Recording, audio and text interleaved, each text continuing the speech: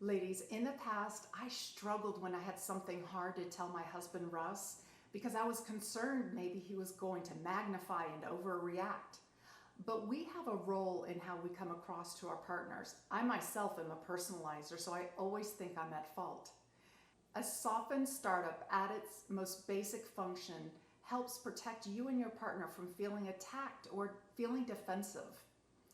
Stay tuned to the end of this video and I'll share how you can better communicate with your husbands and have peace in your relationship. If you're excited about this video, give us a thumbs up, subscribe, and hit the bell to be notified when we post a new video every Wednesday. Hi, my name is Danielle, and my husband and I have co-founded Intentional Marriages, where we've led over 100 couples through these similar tips and techniques and have seen transformation in their marriages. So ready to dive in? Because I'm a personalizer, it's hard to distinguish between whether Russ is magnifying or I'm just personalizing. In a 6-year study, Dr. John Gottman and Sybil Carrere discovered that they could predict the likelihood of a couple's divorce by simply observing the first 3 minutes of how they approach conflict. The couples who divorced started their conversations with a lot of negative emotions versus the ones with positivity who ended up staying married 6 years later. Not only those couples who were divorced negative towards each other, they also were very critical of each other.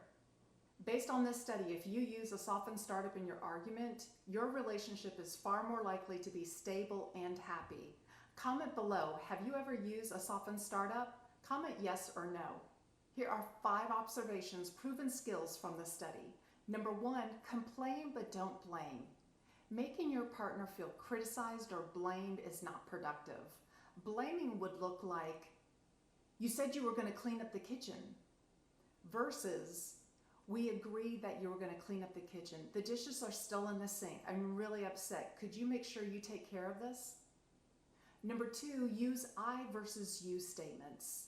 Blaming would look like, stop looking at your phone. You never listen to me. Versus, I don't feel heard right now.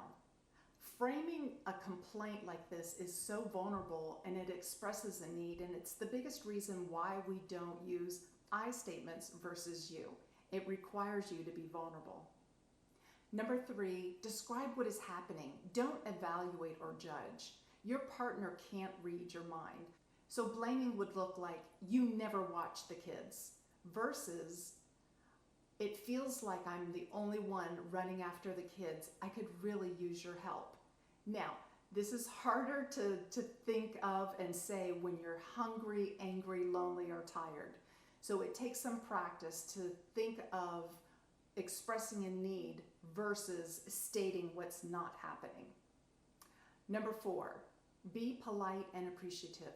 Just because you're in conflict doesn't mean that you should diminish how you talk to each other or use body language.